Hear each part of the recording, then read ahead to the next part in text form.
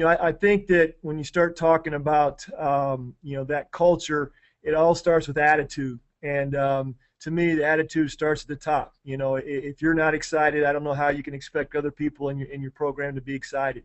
And it's like I always tell our guys that the only thing you can ever really every year that is going to happen to you is that you're gonna face adversity. So the attitude that you have, for your kids, for your program, for your staff, that's really important, because adversity is the only thing that's ever guaranteed. And we talk a lot about, as a staff, about being positive, about encouraging people, and we also talk about the attitude is a choice, and I firmly believe that. And if you're going to be successful, if you're going to build that type of culture, on a daily basis, whether you feel like it or not, you're going to have to be positive. And that's something that I feel like it takes work.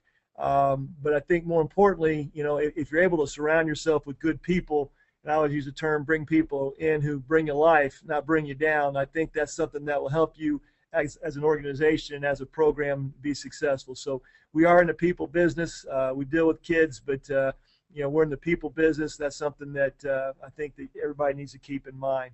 One of the things that I learned a long time ago was that if you're going to be a good coach, if you're going to be a great coach, you got to be a lifelong learner. And my dad used to talk about driving, hundreds of miles, and if you picked up one thing, and remember he's won 9 state championships, if he picked up one thing, then it was probably worth it.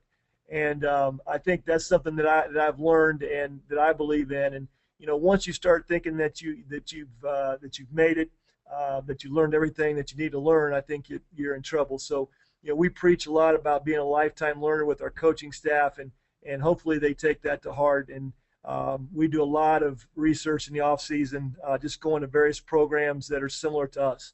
We don't go to places that have that are successful that don't have the same similarities. So we visited a lot of times. We go to the academies. We go to places like Northwestern, places where a high academic school, places that have the same advantages we have, and deal with some of the same disadvantages. As I mentioned, the only thing guaranteed is adversity. And, we have a saying that adversity equals opportunity. And we constantly bring that up and bring in front of our kids, in front of our coaches, that nobody really cares. I mean, they don't really care, how bad things are. They want to know if you're bringing the ship. Did you finish? Were you able to overcome the obstacle? So, again, just kind of going back to the culture, to the attitude, that's something that I think that you have to be up front with people and be up front with your kids, that, there's going to be those times, but we're going to see those times as opportunities. And I think that a lot of times as long as you don't lose too many games, losing is not a bad thing, because it's caused us, to kind of reevaluate everything we're doing, look from top to bottom to top, look at our program, and, and just try and get better. And I know that I put together, after the season this past year, we lost 7-6 in the state championship game. And, a month later, I sat down and put together a 6-page program improvement plan on things that I knew that I wanted to do better to improve our program. So, I think that that's important, that you're always looking to try and improve. When you talk about winning cultures, when you talk about tradition, I love this Lou Holtz quote about, having great athletes. And, we're in a conference that was ranked 3rd in the country last year. Metro Indy in football, believe it or not, was ranked behind Los Angeles and Dallas by Max Preps as the toughest high school football area in the country. And, I don't know that that's true or not. I do know that we play awfully good teams, awfully talented teams. So, one thing that we talk about, it does take talent to win championships, but there's a lot of good talented teams that don't win. So we want to make sure that we put our kids in the best position and to go out and be successful. And, again, we take full responsibility for doing that. And we do believe, again, that coaching definitely makes a difference. Players, I don't care what the sport, it really doesn't matter, but I think that there has to be a strong bond. There has to be great individual relationship between your coaches and the players. And you can look at almost any level of competition, almost any sport, whether it's basketball, the NBA right now, baseball, the World Series, and you can see that the relationships that the coaches and players have. It's not hard to tell, when they have a great relationship. And how do you develop those relationships? And you're going to talk a little bit about getting kids to come out. And I think one of the greatest motivators is just individual daily attention. Communicating with kids individually. And I'm blessed in that I see my kids every other day. We're on a Block 8 schedule, and I have them all in an advanced physical conditioning class, so I see them every other day for 90 minutes, and that's in season, out of season. Obviously, in season, I see them a lot more, but that allows me to talk with them on a daily basis, to get to know them on a little different level, and that's something that I think is really important. And in our society today, probably we don't do enough talking and creating those types of relationships. But the other thing that I think is really important with your players is that that you try and through your conversations, through the things that you do, you build a winning attitude. And we talk about we want to compete daily, and we compete at everything from tug of war to to sit-ups to whatever we're doing on a daily basis. We always have some type of warm-up drill that involves competition, and we feel like that develops a winning attitude, because there's always going to be a winner, there's always going to be a loser. We always make everybody choose a side and live with it. And so we try to develop that winning attitude. We try to develop that competition on a daily basis, whether we're in the weight room, whether we're on the playing field. It really doesn't matter. We're going to compete. One of the things that we talk to our players about as well is everybody wants to win. There's nobody you're going to ask that says that they don't want to win, but we talk about if they can live with losing. And I think that that's something that that is really tough in situations where there's been a lot of mediocrity for a long time. It's where schools and programs have learned to live with losing, and that's something that we constantly talk to our kids about. Is that if you're willing to live with it right now, then you'll live with it the rest of your life in whatever aspect that is. So we pound that theme in their head, and we don't ever want to get used to losing. We know it's going to happen, but we're not going to get used to it. One of the things that we encourage a lot of is sitting down one-on-one with our players. And we have 260 players in our program, grades 9 through 12. I have 20-some coaches. As I mentioned earlier, I grew up in a small school.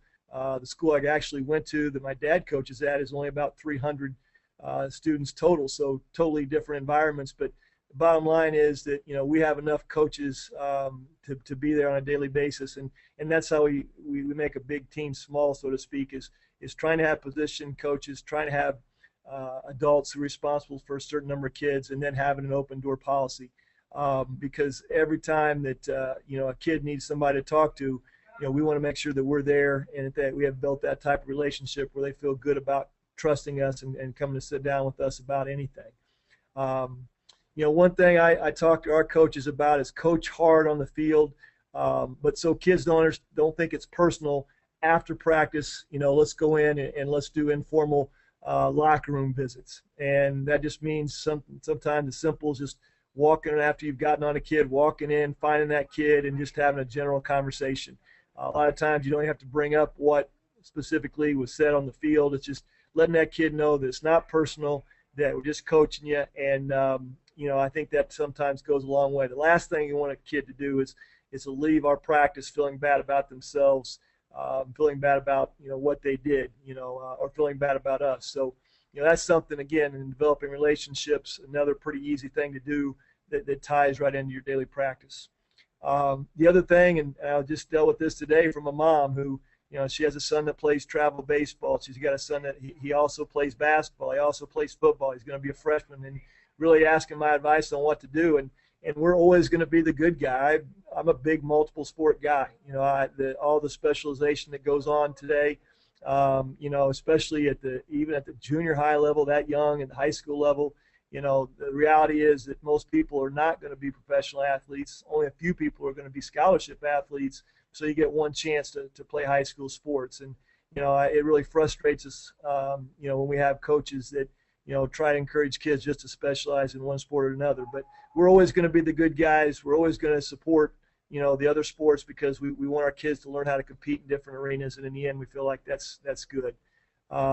We always have, like a lot of people, we always create, a given motto for each season. And, we always try and get them to buy into, like a lot of people, family atmosphere. But, I guess to me, what does that mean? And we talk about a family atmosphere truly means that it's not about you. It's about your brothers. And that's something that, again, we stole from the Naval Academy last year when we visited them. It's not about you. It's about the brothers on your team. And you'll hear our kids talk about that all the time. And that's something that, we truly believe in. If you can get your kids to buy into that concept that it's not about me, then I think you got a chance to be successful regardless of your talent level. The other things we do to develop our players, and develop those relationships, we have an in-season unity council where I have 12 to 15 kids that represent each class. They meet with me weekly. They get to help make decisions, dress list decisions, eating decisions, what we're going to have pregame meal, little things. They also, they're my eyes and ears. If there's something going on that I need to know about, or we need to discuss, we do it behind closed doors, and that's been really good. In order to prepare those kids for leadership positions during the season, we have an assistant coach that runs a leadership academy in the off season, and they meet every Wednesday morning, really for about 2 to 3 months there in the winter, and sit down, and he does a great job. One of our assistant coaches does a great job of putting together, lesson plans, just like you would in a class, where basically we're teaching leadership skills and what it really means to be a leader. So, all that, again, is just to develop those relationships, develop our players as people, as young men, and get them ready for, future really, after sports. One of the other things that we do in our program, and I think regardless of the sport, is that we don't ever talk about we're going to play our best 11.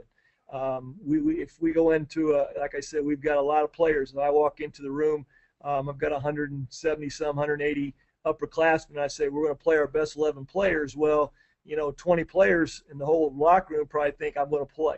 But if I walk in and say, we're going to play our top 44, which means, we're going to 2 platoon. We're going to play, guys one way. We're going to try and play as many guys as possible. We got to have 2 deep.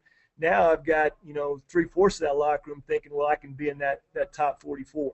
And I think the same thing would go for baseball. The same thing goes for basketball. We don't ever talk about just playing our best 5 or our best 9 or best 11. We talk about playing our top 44 or best 44 for 48 minutes. So that's something, again, that's an old Minnesota Vikings, I guess, a Bug Grant saying, 44 men for 48 minutes. But, something that we've stolen, and it helps us to get all of our kids to buy into the fact that they want to be one of those top 44, because that gets them on the field on Friday nights.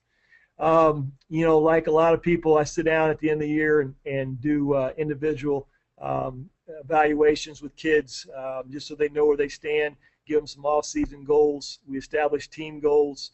I'm always listening and coming up with ideas, and one of the things that they wanted to do a couple of years ago was to do the Nebraska prayer. And if you've never have heard the Nebraska prayer, I'd suggest that you Google it. It's great. And we kind of took our own version. Our kids put it to music, and something that we do before the game. But again, it's something that's an idea I got from them. It's something they wanted to do, and it's something that's been a big part of what we've done in the last 4 years, right before we go out, and that kind of helps solidify everybody and bring things together. And kind of the last 2 things we talk about, with our players is, we want to play hard, we want to play smart, we want to play together. And again, everything we're doing kind of goes around those 3 concepts and tries to tie it all in. And, at the end of the day, we got on each end of our locker room, we've got a big slogan that says no excuses. So, we always talk about not pointing the finger. You're never going to hear me blame the kids. I'm always going to be the one. I believe the buck stops here. I'm going to be the one that takes the blame when things go wrong. But our kids know that we don't have any excuses. If we prepared ourselves and we developed those relationships, we practiced hard, we've done all the little things that they've asked us to do or that we've asked them to do, that at the end of the day we don't have excuses. So that's something that we built in and kind of entrenched in our kids. I mentioned a lot, but again, just some quotes, and I'm stealing from John Wooden, one of the best, Indiana boy from Martinsville. But ability may get you to the top, but character keeps you there. And And that's one of the things that I think high character teams win championships. And we talk about that the season is a marathon, not a sprint. And character is something that eventually is going to show. Talent takes you so far, but character takes you all the way to the top. And I know very few championship teams, championship programs where they weren't high character programs, and that's something that most certainly that we strive for here at Carmel.